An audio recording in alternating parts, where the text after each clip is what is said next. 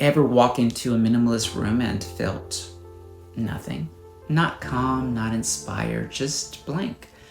You think to yourself, this is supposed to make me feel peaceful, but instead you feel like you're in a showroom, or worse, a waiting room. You sit down and wonder, why does this space look so good but feel so wrong? Let me tell you something I wish someone had told me years ago. Minimalism got popular because we are all overwhelmed. Too much stuff, too much stimulation, too many tabs open in our homes and in our minds. The solution looks simple. Clear it all out. Less is more, right? But what most people don't realize is this: when you strip your home of too much, you risk of stripping out the soul as well. I've worked with clients who followed every minimalist rule. The Pinterest board, the neutral color palette, the marble coffee table, with exactly one book and one candle. And you know what they told me? I still don't feel at home. Let me give you a story. A client of mine, successful, smart, beautifully put together, showed me her space. It looked like a magazine spread. White walls, black accents, nothing on the counters. You could hear your thoughts echo in there. And that was a problem. She told me if I thought my space looked perfect, I'd finally feel clear. Instead, she felt anxious, disconnected, like she had to perform in her own home. What she wanted was ease, to come home and exhale, to feel held, not judged by her space.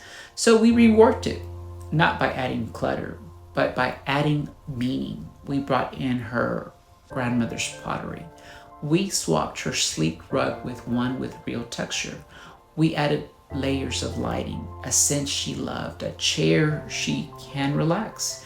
And suddenly, the house held her. That's the difference between minimalism and what I call intentionalism. Intentionalism isn't about more stuff. It's about more meaning. Every object has a purpose, a memory, a feeling. It's not about conforming to an aesthetic. It's about being alive. Now, let me ask you a question. I ask every client before we move one piece of furniture. How do you want to feel when you walk into this room? That's it. That's the whole key. Not what's in style, what's minimalist enough, or what would Instagram love, but how do you want to feel? Because your home is not a photo shoot set. It's where your nervous system rests. It's where you're supposed to heal. And yet, so many homes are designed to perform, not restore. That's where the anxiety creeps in. That's why you can have a perfectly decorated room and still feel like something is missing. The truth is, if your space doesn't hold you, it's not because you failed. It's because you were taught to value surface over substance. And that's what we're changing. Here's what I want you to do right now. Look around your home, not with the critical eye, but with the curious one. Ask yourself, what here actually holds me? What feels like mine? Not just something I bought because a blogger told me to. What makes me want to stay longer, breathe deeper, or be still? That's where you start. Not with more rules, but with reconnection. Because real design is not sterile, it's not silent. It's not about perfection. Real design is sensory. It's emotional. It's layered with memory, ritual, light, scent, sound, and soul. Minimalism isn't wrong. It simply didn't go far enough. It removed the excess but neglected to help you rediscover yourself.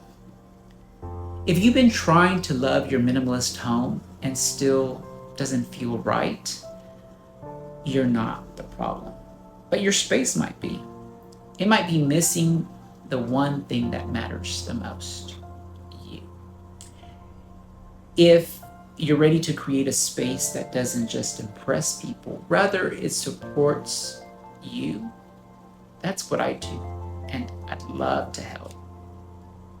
Book a strategy call, not as a sales pitch, just a real conversation about where you are, what you want to feel, and how to design a space that gives that back to you every single day. Or subscribe if you're not quite ready, because I'll keep showing up with more ideas, stories, and tools to help you build a home that feels like a home again.